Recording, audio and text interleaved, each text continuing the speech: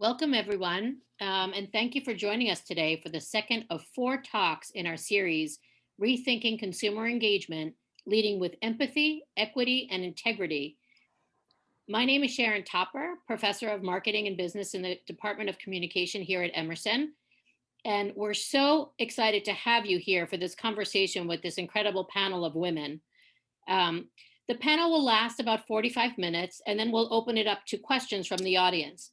If you have a question at any time, please put it into the Q&A thread on your screen. And when you're called, we will open your audio to ask your question.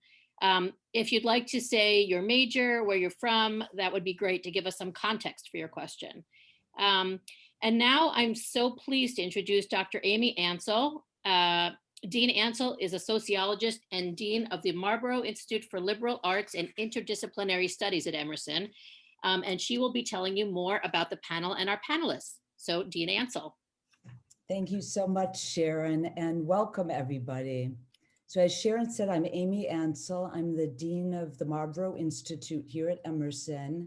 We're so glad you've joined us for today's panel discussion on the topic of women in business leadership. Today's event is the second in a series presented by the Department of Marketing Communication. And I'm very pleased to introduce the leaders you will be hearing from today. They were chosen for their different professions, backgrounds, and experiences that we hope will amplify why empathy, equity, and integrity are such important values and leadership attributes today. Evidence demonstrates that having women in leadership roles creates more equitable organizations. Data also shows that we have a long way to go to have a measurable impact given the numbers of women in leadership roles. And now the pandemic has paused, if not retreated, progress.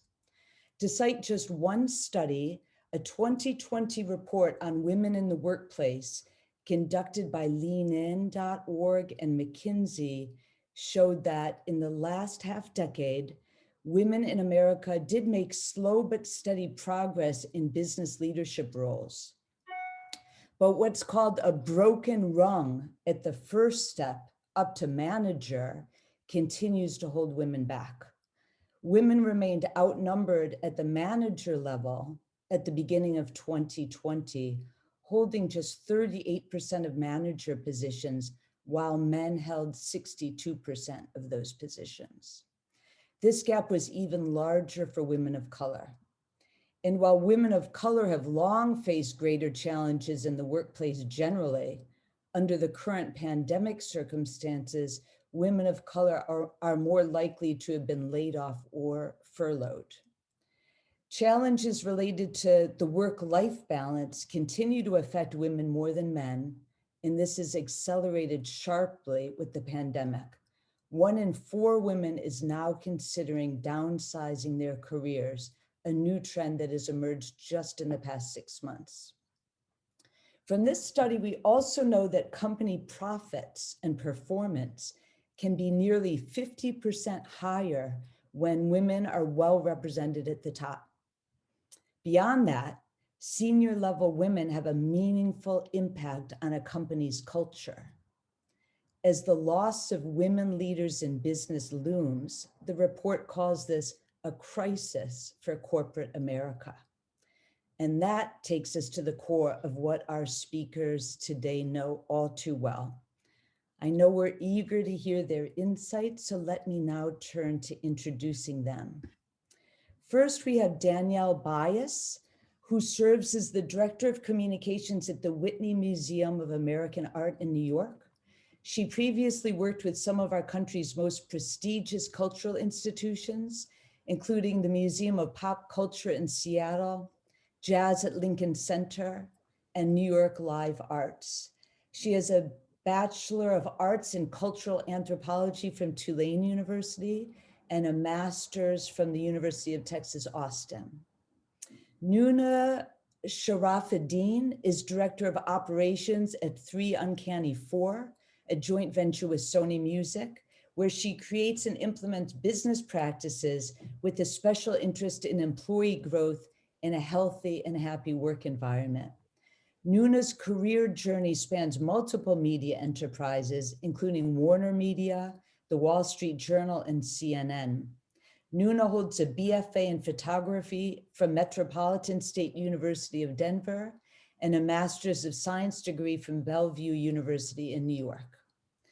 Sabrina Horn is CEO at Horn Strategy LLC, a consulting firm helping entrepreneurs, founders, and CEOs navigate the early stages of their companies.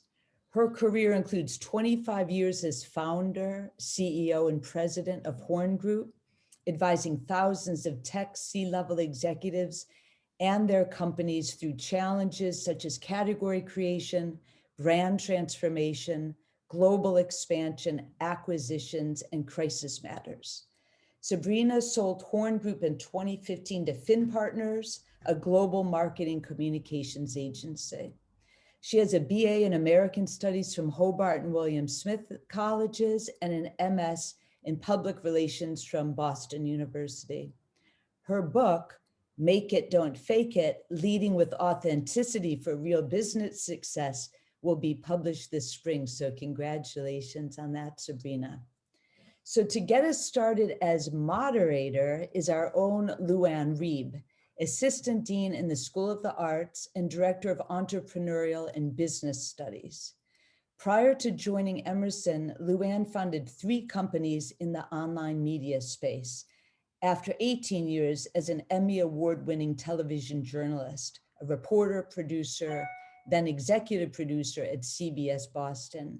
She has a BA from the University of Louisville and an MBA from Suffolk University. So with that, I will turn it over to you, Luann. Thanks so much, Amy. It's very fitting. I want to tell everybody that Dean Ansell is introducing this conversation with us. As a person, I can tell you that she exemplifies exactly what we're talking about today, leading with empathy, equity, and integrity. We're grateful for your introduction, Dean Ansell, and I'm so honored to be here with such accomplished women leaders in our panel. So I want to get right to the questions. That's what everybody's anxious to hear about. So let's start with the premise of this session, leading with empathy, equity, and integrity. I'm going to ask each one of our panelists to talk about what this means in her own experience. So let's start with empathy. Nuna, would you kick us off?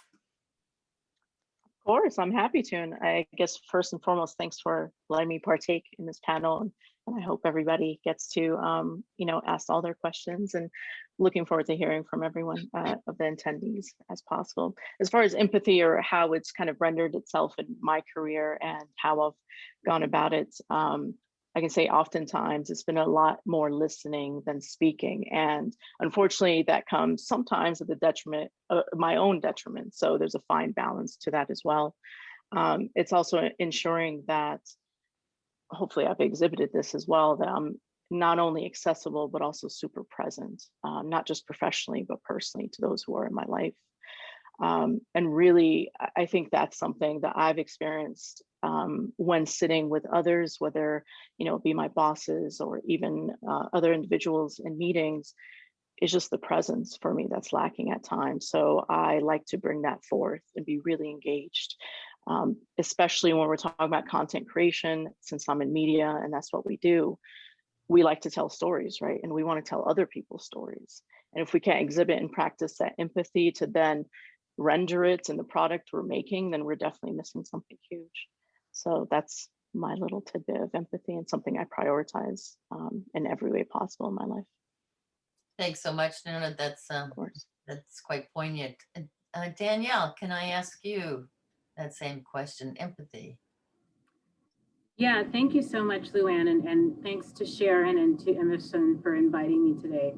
I think it's such an important question, and I love that the panel today is really focused on the ideas of empathy, equity, and integrity.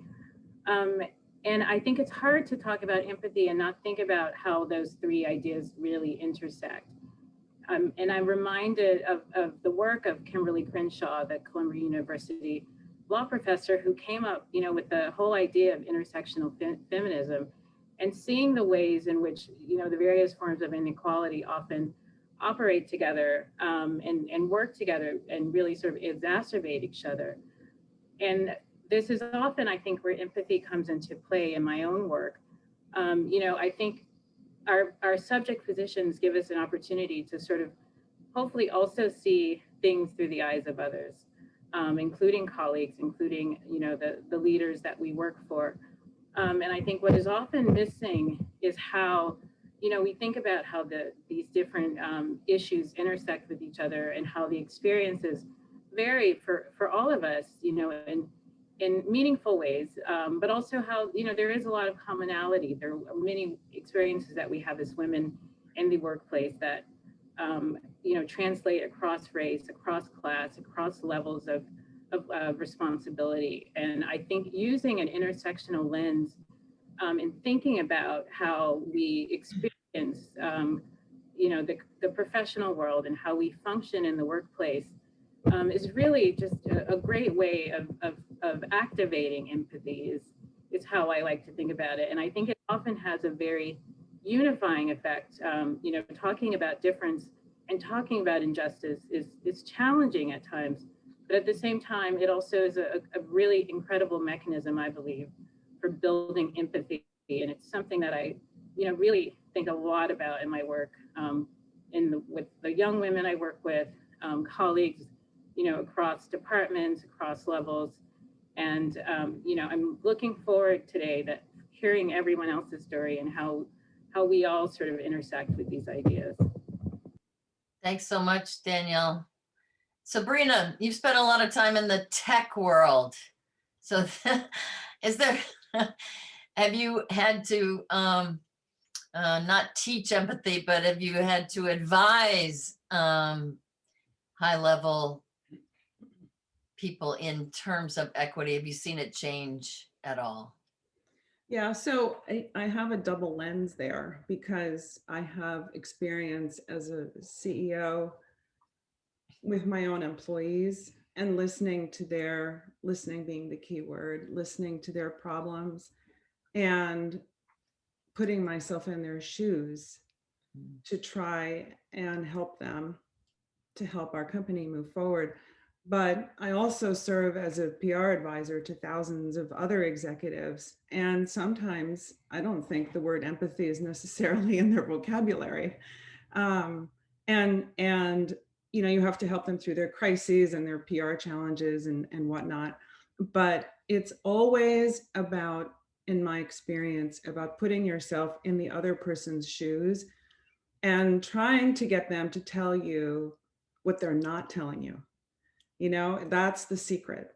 And then solving those problems in the spirit in which they would have wanted that to occur, with their voice and their words, but always genuinely, right? And the next word is with integrity. But that's sort of my dual experience with empathy. Yeah, great perspective. Great perspective. Let's go to the second question. So this is about the challenges of being the only. Maybe the audience has heard this term. I know all of us here speaking today have experienced an only moment. You're the only Jewish person in the room, the only gay person, the only Latina, on and on it goes. For women, I think being the only in the workplace is endemic. In fact, in that leanin.org McKinsey study of 279 companies in North America, 20% of the women said they were commonly the only person of their gender in the room. For women of color, that number rose to 45%, and for men, it was just 7%. So senior level women leaders are nearly twice as likely to be the onlys in the room or in the Zoom room today, right? I'm guessing we've all been there. How do each of you handle that situation? Sabrina?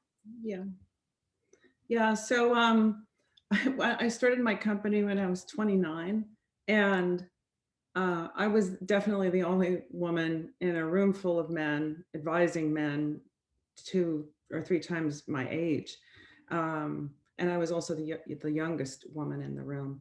I have a different perspective because I chose to start a company and run it. And therefore, I had a measure of control in terms of who I wanted to work for and with. But I will tell you that 1,000 years of gender bias doesn't make it go away, no matter who you are or what position you have. And what you can do is look at the only word as a challenge and not play into it, not compensate for it, not think about it. I always tried to do that, and I made a game out of it. But I'll be honest, I could write another book about all the hot cups of coffee I dropped in a client's lap when they touched my thigh a little too many times, or the number of customers I fired because they treated my employees poorly and bullied them, or the number of times I had to call someone's boss because we weren't being paid. So it's just what you have to do. And, I will say at a macro level, it is all getting better. It's much better than it was back then, but there is clearly, so much more work to do. You're so right. I remember just, one instance and one of the young women who worked for me as a producer, we were in a meeting and she was asked to get coffee for the meeting. And that was the end of that client relationship. to shortcut the story. Nuno, what about you? Have you been the only? You're much younger than me, so I can ask you that question with great curiosity. Yes, most definitely, especially as soon as I entered any senior leadership role, for sure. I was oftentimes the only female. At least I identify as a woman. I put a lot on my shoulders as far as the accountability I need to carry. I like to talk about the onlys. I like to make sure that I'm the only Arab, I'm Muslim raised, I am queer, I am poly, I am a lot of things that could be onlys. And the reason I take so much responsibility on, and I want to make sure I verbalize these things constantly, is that so other people can, whether those people are in the room or so the people who are in the room will get a bit more used to the fact that we exist in this sort of, with all these labels. And we can still be completely, functional in a job, reliable, all these things. So, and if I can't represent myself, I try my damnedest to represent others, which oftentimes comes easier for us, right? Like I can be an advocate for a lot of my employees, other people's employees who are not in the same rooms, not having the same conversations. And I feel I have to advocate for them because otherwise, who's representing? It's often not the white males that are in the room, with very heteronormative lifestyles. And nothing against that. It's just that's represented. That is what we're used to. So I definitely say, and I always urge other employees to do this as well, speak about who you are and, speak it loudly, hopefully. That's my little corner of it. Thanks, Nuna. Danielle, we're going to pitch it to you. How do you handle this? Yeah, it's such an interesting question because it's often I think I have a hard time remembering when I wasn't the only, right? So many of us have, even since childhood, had the experience of being the only woman or the only person of color in a room. And I really appreciate what Sabrina had to say about how it's such a thing that it's so much a part of our experience that we've had to learn to cope with it, and things are thankfully getting better, right? We're improving in many ways. I think we've certainly seen some setbacks as a result of the pandemic. As Dean Ansell was talking about at the beginning of the program, we're seeing some attrition and some of the progress we've made as women leaders over the years. But picking up also on what Nuna was saying, I think it is so important. I think sometimes when you are the only woman in the room, the only person of color in the room, to really speak up on behalf of the people who are not in the room and to be advocates for others. And I think, you know, it's sometimes hard to do that because you're speaking maybe to people who are older than you. You're speaking to, you know, the people who are in charge of an organization. And so it requires a certain degree of bravery and also tapping into, you know, this whole idea of integrity that we're also talking about today. But, you know, I think as challenging as it can be, and I think it is especially now in a Zoom world, you know, you definitely are aware of who's present and who isn't. And it's not easy to sort of blend in, right, so well when you're the only in the Zoom room or what have you.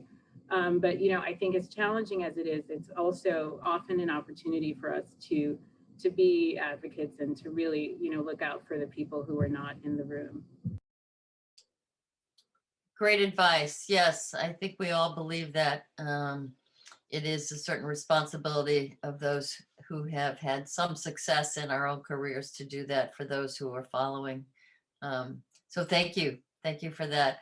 Now we've talked about progress in some of these areas. So let's talk about progress toward equity around race, gender, non-binary, genderqueer, nationality, religion. It's the freedom from any bias where everyone can bring their authentic self to business. My question is, how can we do better? You know, we have lots of social challenges, political challenges. So how can we do better? Is it team leadership? Is it we're champions, mentorship, recruiting, promotion? What do you guys think? Nuna, let's start with you.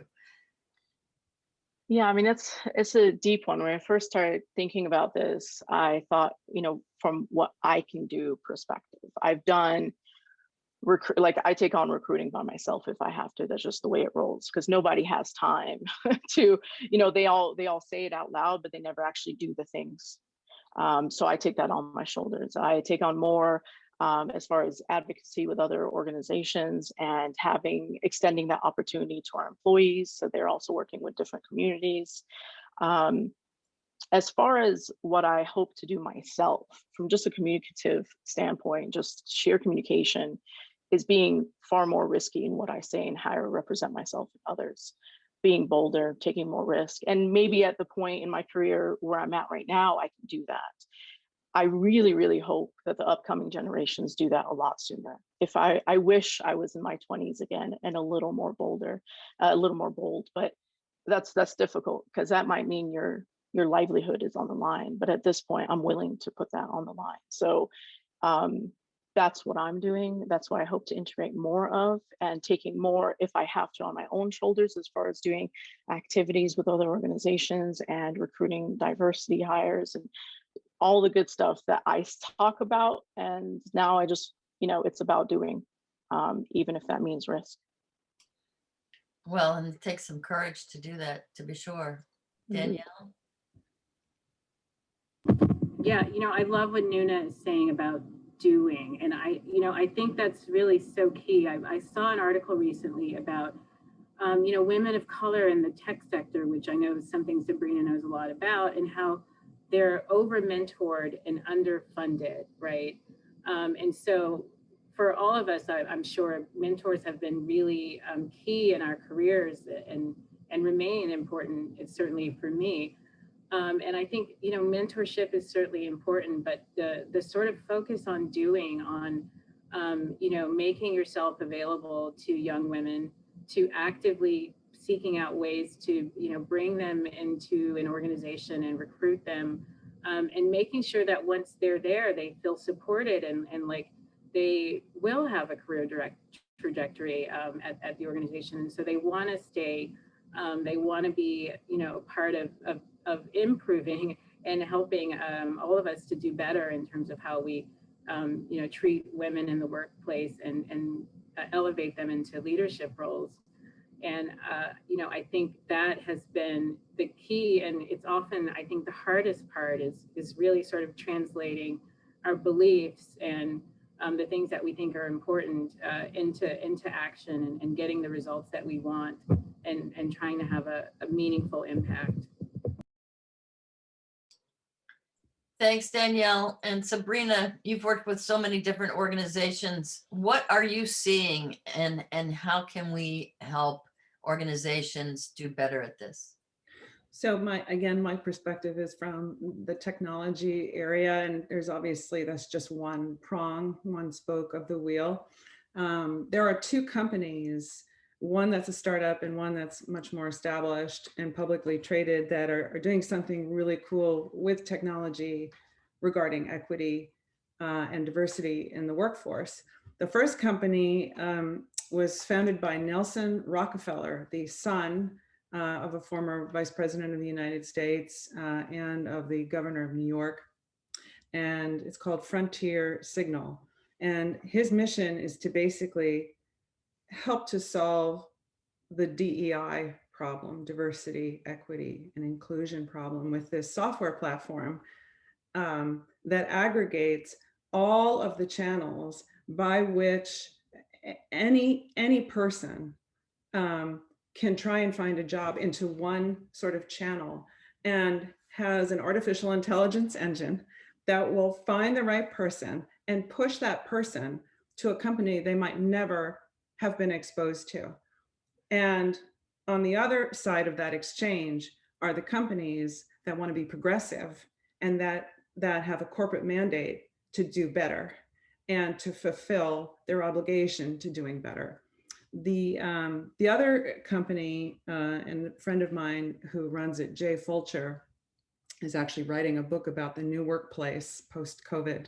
The company is called Zenefits, and they're making a software platform that basically is like a checklist for a company to see if they meet all the requirements for diversity and equity and inclusion, and gives those companies ideas on things that they can do, but also lets go of the controls so that they can develop their own programs for women, whatever the program might be. And I think this notion of belonging, right, at 50,000 feet, it is about belonging and making people in a corporate environment feel they belong. And there is a lot being written now about the word belonging, and in society, in a corporate environment. So, I mean, I represent sort of the tech side of the conversation, but it is nice to see that there are innovations in the spirit of moving forward in that vein. Well, that's great to hear. From my perspective, I know we've been talking about this for decades, right? How to make this happen, how to move the needle and toward progress and change. And I'm seeing some of it too, and I'm hopeful. I think Nuna brought this up, that the next gen will push this along even further than the past couple of generations have. So I remain hopeful about it. I really do. So I'm going to ask you now about the I word, integrity. We all think we have it, right? It's defined as the quality of being honest, having strong moral principles and values on which you act, and it's not just something in your head. Can each of you give an example of when your integrity as a leader in business was challenged, and how did you face that? Danielle, would you start? Yeah, I think I would like to acknowledge that it's something that, for me, I feel like comes up almost daily, right? I think we often are in situations, especially when we are advising the people we work for, the leaders we work for, and especially for me, being a communications professional and dealing with not only external forces, but thinking internally how we communicate to, my colleagues and the staff at the museum where I work at. And so I think often there questions arise, and we have our perspective, our moral perspective on it. We have a professional view on it. We have the view of what we think is the best position for the organization to take. But I think integrity can come in when you are sometimes forced to speak up for what you think is right. And sometimes that may not be what the people you work for want to hear. But at the same time, I think also why they will often respect us and come to us for advice is because they know that we will be honest in terms of how we respond to these issues that arise. And working at a museum, and especially a museum that presents contemporary artists and artists who often push boundaries and create work that can be controversial at times, that also will challenge sometimes the way that we think about art or culture and the social and political issues of the day. I think integrity comes into play frequently in my work, and thinking about how we, respect the vision of the artist we present at the museum, while at the same time, acknowledging how an audience might receive artwork, or how, the impact that it will have on our, how people think about the museum because we're presenting a certain artist or exhibition. And so I think at those moments, you often have to really tap into your integrity and what are your principles, and what are the principles of the organization that should be upheld and should be thought of as you address sometimes very sort of challenging and difficult, sticky situations. Great, thank you, Danielle. Sabrina, I can't wait to hear what you have to say about this. You'll have to buy my book.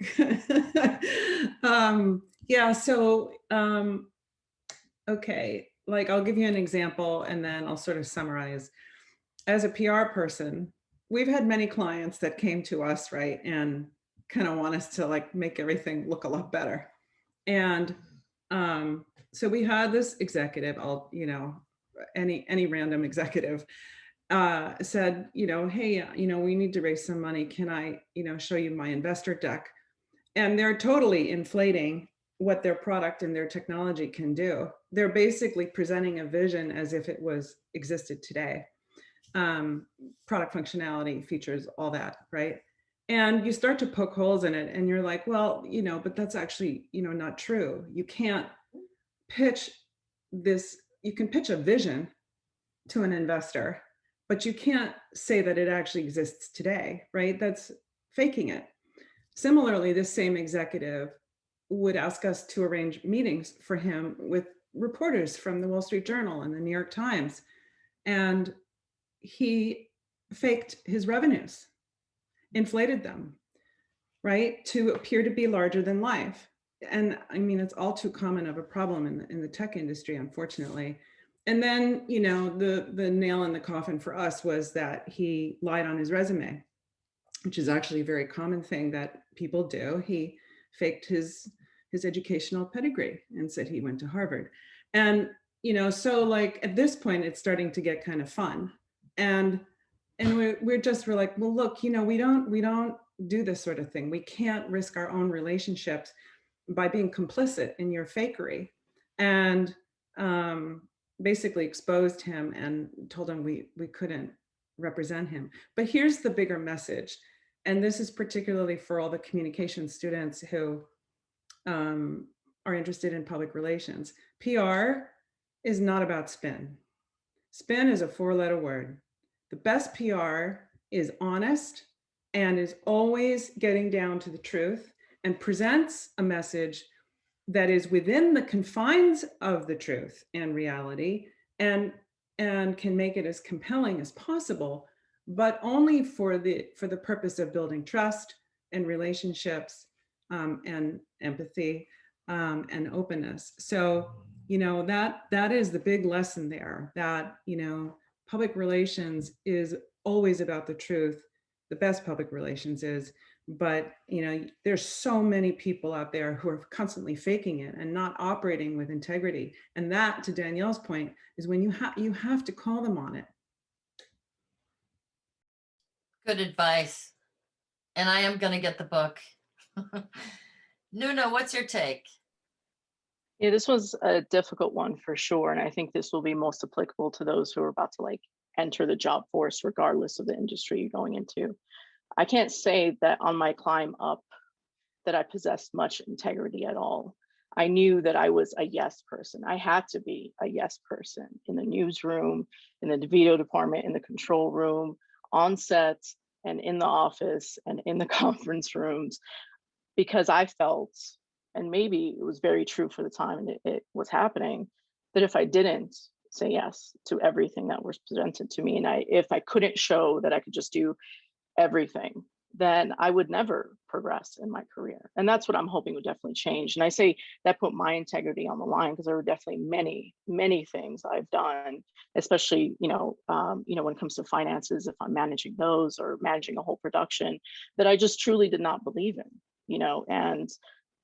but I felt I had to grind it out regardless. And I would say only maybe in the last 3 years has that changed for me out of 20 years of being in the industry. And I would just really, really hope that nobody else has to put that on the line in the same way in the coming generations. Good point. Very good point. I ran into that as well in a newsroom, and I think I was just like the troublemaker in the newsroom. So that didn't always fall my way. I'll put it that way. But you're right. I think it's so important to stay true to your values, whether you're an entrepreneur, a journalist, an artist, whatever. So the next question, women have a meaningful impact on a company's culture. That's a huge responsibility, I think, just even that statement. How do you think that is seen and is true today? Sabrina? Yeah, so a couple things there. And I'm going to go out on a little limb. Like I don't think that great company cultures are always a function of gender. I've seen a lot of company cultures with predominantly women that are very dysfunctional, as much as I've seen company cultures that are mostly male oriented that are really wonderful. On the whole, I think always a good balance of men and women makes for a better culture. I think what comes first are the core values that a company establishes for its culture. And that comes from the founders, from the leadership team. It articulates what they stand for, modes of behavior, traditions they celebrate, employee recognition. It dictates how you communicate with each other and treat each other. It dictates your business practices, the quality with which you build your products, how you interact with your customers. Those core values have to be established at the beginning when you're writing your business plan. And you need checks and balances to hold yourselves to them in employee performance reviews and how you hold people to it with integrity. There is a great book that I recommend everyone try and read. It's by Ben Horowitz, and he's a CEO and a venture capitalist, and it's called What You Do Is Who You Are. And it's all about building diversified cultures based on core values and holding yourself to them. So that's my 2 cents on that. Great. Thank you very much, Danielle. Yeah, it's interesting because I really have to agree with what Sabrina was saying. I've certainly in my career worked with some difficult women who were just difficult to work with, and women who were difficult, but who really, kind of pushed you to achieve and to do better, as we were saying earlier. And so I think what I often like to look at is see who are the women, in a company who are being elevated, who are being promoted. Are they yes women, or, are they women who don't necessarily challenge the status quo or speak truth to power, or who, look out for other women who are coming up in an organization? How do they tap into this whole idea of like your company values and sticking true to your mission and the ideals of the founders and what they really believed an organization can be. And so I think it's, obviously extremely important to see women in leadership roles, but I think it often, says a lot about a company in terms of the kinds of women they elevate. And I've been very lucky, where I work now. I work with some really amazing women who are leaders and who are truly advocates for for other women, but also who, you know, their devotion, I think, is to the mission and the values of the organization. And it's something that we can all get behind, and not only as women, but as employees who have chosen to, you know, devote our careers to this kind of work. Great, thank you, Danielle. Nuna? Yeah, definitely a little bit on the back of what Sabrina was saying. You know, there obviously companies have values, and we're to hold ourselves accountable for what those values are. Typically, they kind of fall to the sideline. You know, it's just doing. You're just doing the work. That's all it is. Whatever the sales are, whatever the revenue needs to be, it doesn't even matter. That whole diversity thing I just said a week ago doesn't even matter anymore. It's really hard for me not to cuss, by the way, when I'm passionate about something, but I'm trying for you, Luann. No cussing. What I will say is what was really, really valuable for me is in the next job that I took, which is where I'm at right now.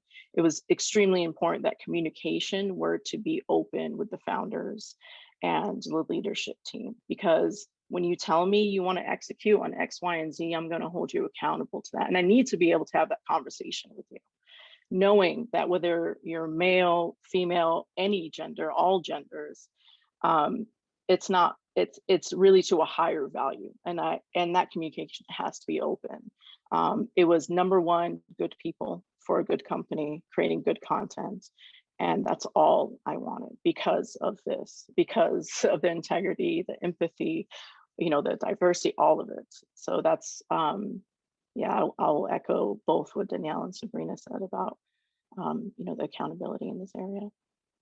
Those are all really good points. I know. So Zoom has given us a different experience and sometimes opportunity to have a good impact on culture. And I was in a Zoom meeting when we first started this, and some of my younger colleagues have little children, right? And the little children are running around in the background and, you know, hopping on mom's lap and whatnot. And now we're accustomed to that. But the woman in this particular meeting started apologizing.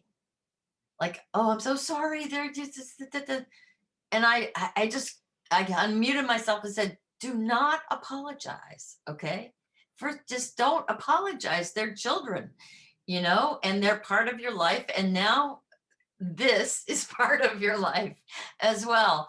And I did that because I remember when I was first starting out in news management, we did conference calls every morning to figure out what stories reporters were going to cover. This was executive producer at one of the local stations here in Boston. And my child was a baby and the baby was crying. It could be heard, right? On the conference call. And I actually had one of my male bosses say to me, well, maybe you should be on the calls if the baby's going to cry. And that always stuck with me. And that was years and years ago. So I don't really ever expect that to happen again. But I just think that's just like one little slice of one way that I think women can help have impact in a good way on corporate culture. So you guys are awesome. We could go on all day. Sharon's going to give me a time cue in a second, I'm sure, and tell me to shut up. But I have another question. Then we're going to have some fun questions.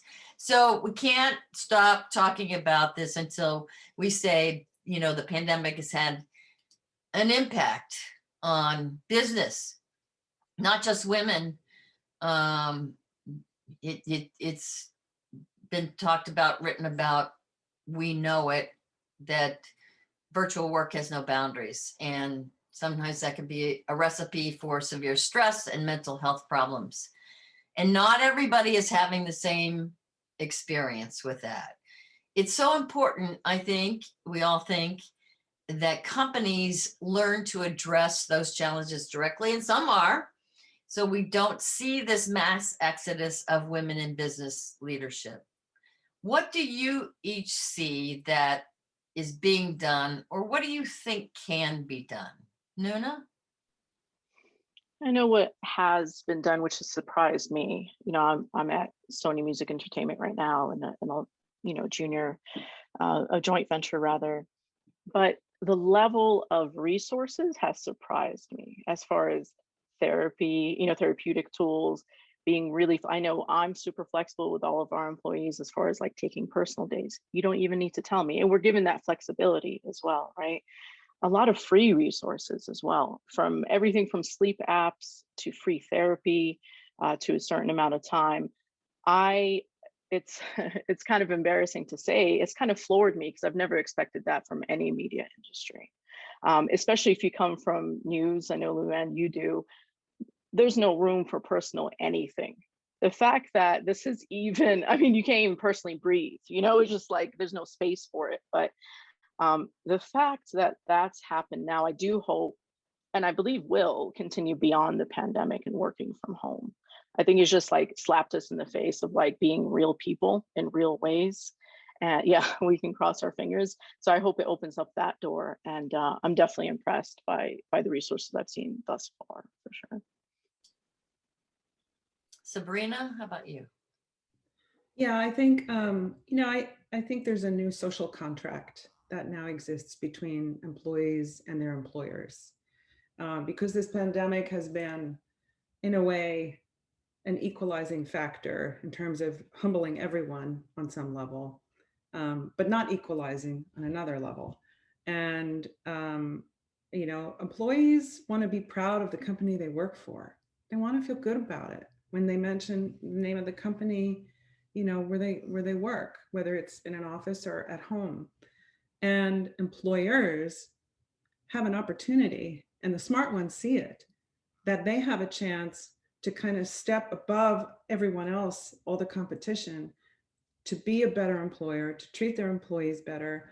And again, from the voice of technology, like there are technology platforms that are new and some that exist that are helping companies even identify mentors within a company, in a company where there was never a mentor program.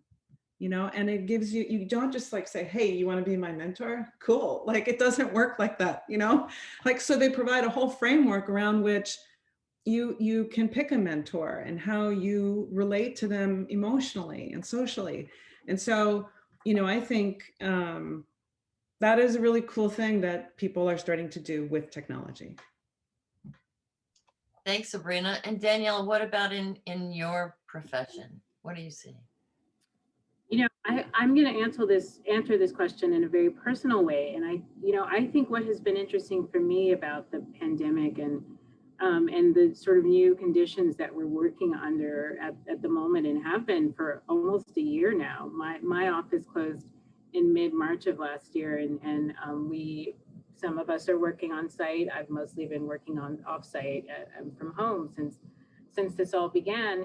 And I think, I kind of came up with a lot of old school beliefs about sort of the separations between your personal and professional life. And, I've always been the sort of person who rarely talked about, my responsibilities as a mother and the responsibilities we have to our families and our partners and how those things really do impact our working lives in ways that are, not to be, underestimated. And so for me, I feel like this has been a moment where I've had to really kind of reckon with that and sort of been forced to admit on occasions, like, this is a difficult time for me because with things that are happening with my family or my son, I'm learning algebra again. We have an algebra test in a couple of days. And so I'm spending a little more time than normal helping my son with his homework. And so I think that I feel very lucky that I work for an organization that is very understanding and that, as Nuna was talking about, has provided a lot of resources for its employees to sort of help manage the difficulties of the pandemic. And I feel very fortunate that, to be in that situation and to have a very strong support system at home. But I think if anything, what we've seen with the pandemic is that it's really kind of exacerbated, right, and magnified some of the issues that we were dealing with all along, and we've had to reckon and to figure out ways of creatively managing those things. And sometimes, I think we struggle more than we would like to admit, but it's been part of the learning. And I think has been an opportunity, at least for me, for growth. Thanks, Danielle. Wow, such great insights. Now we're gonna pivot, okay, ladies? We're gonna pivot to some quick, some fun, some like quick one word, one sentence answers. Hopefully they're quick. All right. So the first one is Sabrina. What's the worst thing you've been called as a woman in a business environment? Now try to keep it clean. Yeah. Blonde escort service. That's a great one. Nuna. A dyke. Danielle. I would say overly emotional is one I've gotten that really stung. Oh, you stole mine. Emotional was what I had listed. Don't call me emotional. This is passionate. This is passion, not emotion. Do you understand the difference? No. Okay. Next question. What do you consider your greatest achievement, Danielle? I don't know if I have a good answer to that question. But, I think if I had to choose one thing, I hate to sound like a cliche, but I'm very proud of my son and think that I've done an okay job so far as a mother. Nuna, how about you? Greatest? Professional. Yeah, from a professional perspective, it's setting healthy work boundaries and not feeling even a tad bit guilty for doing so. Sabrina? Hands down, 1000%, having had my two girls, Christina and Grace. You know, me too. Having two boys, raised them all the way through college, gotten them out of college. That's my greatest achievement. It was iffy for a while with one of them, let me tell you. But next one, what's your favorite movie of all time, Sabrina? It's a movie from the 80s, and it's called The Unbearable Lightness of Being. And it's sort of a philosophical fiction work about Czech people and how fleeting life is. Danielle, favorite movie? Oh my God, I'm sorry. I don't even know if I have one, but one of, I guess I have many favorites is actually probably the correct answer. But I'm originally from New Orleans, and yesterday was Mardi Gras. And I've spent a lot of time in Brazil, also at Brazil's Carnival. And I think one of my favorite movies is an adaptation of the novel Dona Flor by the famous Brazilian writer Jorge Amado. And it's an older movie, I think from the 70s. And so, it's one that I watch many times, especially this time of year. Nuna? Magnolia by Paul Thomas Anderson. Not Steel Magnolias. Yeah. Definitely not that one. I think mine is, let's see, The Insider. It's about a whistleblower. Of course, I have like a journalist kind of thing answer for that. Next question. What is a quality that you most admire in people? Danielle? I would say thoughtfulness. I really admire people who are thoughtful and think before they speak. Nuna? A hard tie between compassion and patience, but compassion probably leading by a little bit. Sabrina? Humor and humility. Oh, humor is a good one. Yes. I'll add courage to that. Yeah.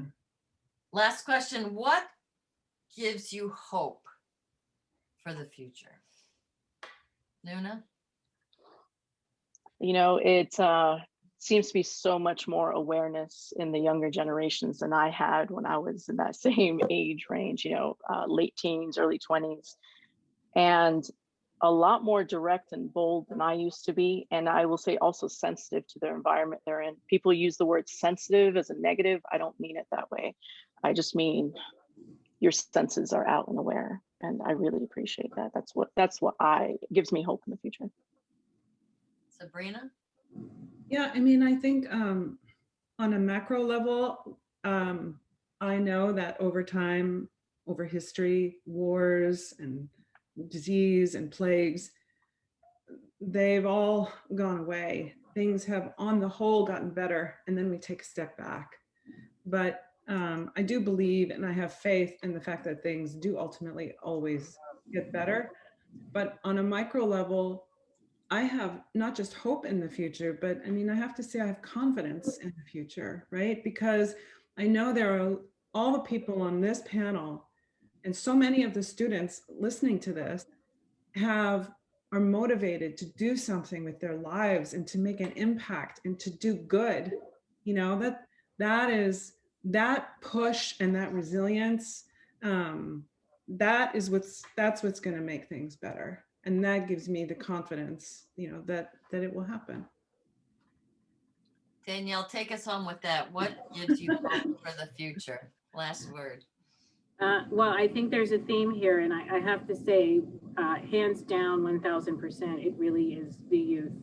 And I'm so encouraged by their willingness and their ability to see a better future, to envision different ways of doing things, and to not say that things have been this way for such a long time, we can't change them, but to really ask questions and to challenge and to explore and want to strive to create a better world. And, you know, as we all know, not all youth are that way. And I think we often will focus on the youth who are not, you know, doing positive things, but there is much out there, I think, to be hopeful about. All great answers. And I will tell you that, so what gives me hope is the opportunity. And I can tell you, so right before this session, I had my class of young entrepreneurs, and I get jazzed every time I'm in the room with them, because I see a lot of hope in them. And I mean, imagine being in college in a pandemic. Very difficult, I think. I mean, we had a great college experience, you know, on the common, and you know, walking around doing all sorts of fun things, and it's hard to be in college right now, I think. But I get jazzed and I'm hopeful, because if they can overcome that, they can make great change. So I'm really grateful to be involved in their young lives.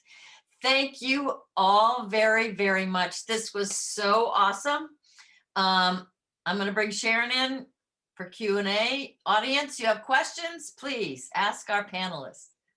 And if you'd like your question, if you'd like to not say your question yourself on air, then just please write that you want to do it anonymously, and I'll be happy to read it for you. So we're going to start. I'm sorry, I don't know the name because I think it's some kind of username. So I'm going to say Anandrasik.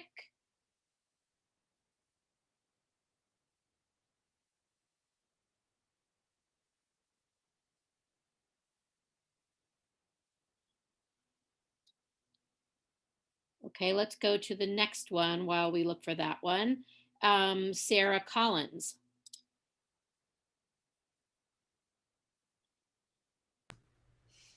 Hi.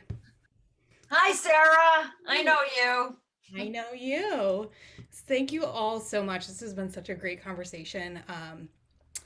I just finished my MBA. I am starting a new job in a couple weeks. And one big conversation I've been having with a couple of my classmates and a couple of colleagues recently was about mentorship. And I would love to hear from y'all about this concept of when we see mentors, or when we have mentors, they typically look like us, just a few years older. And I really would love to expand upon that and find ways, especially as I go into a new job, to find a mentor who doesn't look like me, and who I can learn a lot from. And I would just love to hear all of your experience in the past about your favorite mentors, and, you know, how do you recommend we start changing the system in being able to be mentored, or to be mentors to people who don't look like us. Who wants to take that one? You know, I'm happy to start. And I, first of all, Sarah, congratulations on finishing your MBA. And I like that you posed the question in terms of us thinking about, you know, mentors who don't necessarily look like us. And A few years ago, one of my mentors actually passed away, and I think about him all the time. Often, things that we talked about come up in the work I do. He was a male, African American male, my parents' age, very kind of different also background from me, even though we had many things in common. And I think one of the things that I valued so much about him as a mentor was he was always kind of pushing me to think about things in a more connected way. This is maybe the word I want to use, is connected. Seeing how things kind of work together and thinking about my career in a way that is more holistic and beyond where you are sitting at a specific moment, right? What job you have at that moment or what project you're working on, and thinking about the trajectory of your career and your values professionally, and how that can be a guide. And I think, I always encourage people to seek out mentors who maybe are not necessarily even in your industry, but people who are successful and who are great examples of how to craft a career or a business or what have you. I can add a comment to that. I mean, I look for mentors who know a lot more than me about, the problem I'm trying to solve. And I have a lot of problems to solve, so I pick different mentors. So at any one time, I had between like 6 and 8 different people who I could call upon to help me with sort of issues in one particular bucket. But most of all, these were people whom I could ask a stupid question of and not feel embarrassed. And I could be totally myself. And it was 10 minutes with that person was like food for the soul. But the key was that there was like this total trust that I wouldn't be exposed, for maybe a non-issue. So, the thing is that you have to get to know these people and spend time with them to pick the right one, but also pick different people to help you with different things.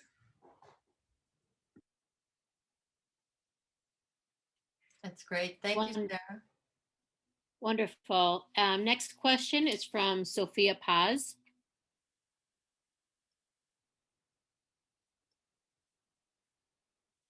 I hope I got your name right.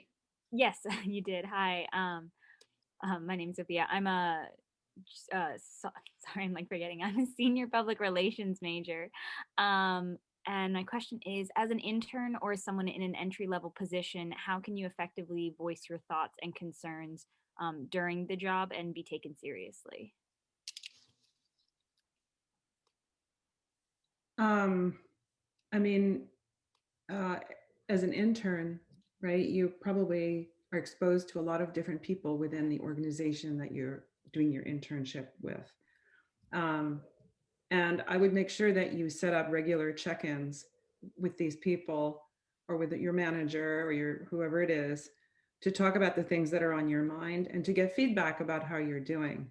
Because often interns are like, okay, just go sit over there and do these things. That's a terrible internship.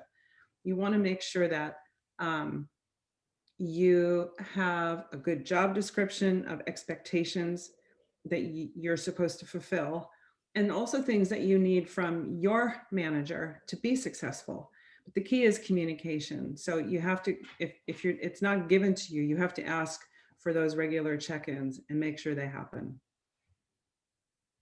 Yeah, I will say something similar. I often manage interns indirectly or directly or help recruit them. In this role, I'm managing the employees who manage the interns. I think the largest part, which hopefully in the position you're in, the company you're in, you can ask for, is actually have sort of like, we said earlier, a manager who you can communicate openly with and say that this is something you want, as far as how do I feel more comfortable? How do I pose these questions or these concepts or these ideas that I have and be taken seriously? I often advocate for the interns, so I prepare other managers and the other senior, production team that we should be in an environment that's open to interns to bring things to the table. and they shouldn't worry about that. So I often just tell them to say it out loud. You know, I'll have your back. So hopefully, in the role that you're in, the department that you're in, there's someone that can advocate for you, or just ask for it bluntly. Thank you. And I'd like to ask the final question, if I can, since we have no others in the queue. You know, the United States has always been really ahead of the curve in women's rights with Gloria Steinem and the women's movement, with Trump. But it does seem like we're really lagging behind other Western countries when it comes to politics and business, you know, with paternity leave.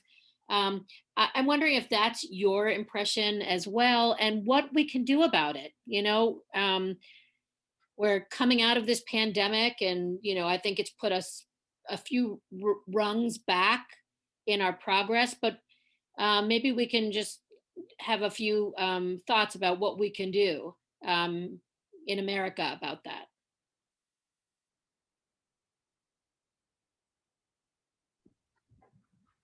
I think Kamala Harris is going to do us a lot of good. Yeah, I agree, Sabrina. It's funny because I was recently reading an article about the Alpha Kappa Alpha sorority that Kamala is a member of, and I am as well. I pledged AK in college. And you know, the history of the sorority is so interesting. They were very involved in the women's suffrage movement. They were involved deeply in the anti-lynching movement in the 1920s. And you know, when I think about kind of the evolution and the history of that sorority and how you know, it's really changed so much in the over 100 years that it's been in existence.